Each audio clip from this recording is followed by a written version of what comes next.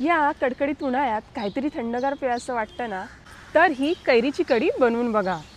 ही प्यायला तर चव जिभेवर आणि आनंद मनात. नमस्कार मंडळी. तर कैरी कढी बनवण्यासाठी काय करायचं, एक कच्ची कैरी घ्यायची, ती पाण्यामध्ये उकडून घ्यायची. त्यानंतर एक नारळ फोडून घ्यायचा आणि त्याचा चव काढून घ्यायचा. कैरी थंड झाली की त्याच्यावरचं साल काढून घ्यायचं आणि त्याच्या आतला गर चाकूच्या मदतीने आपण बाउलमध्ये काढून घेऊया.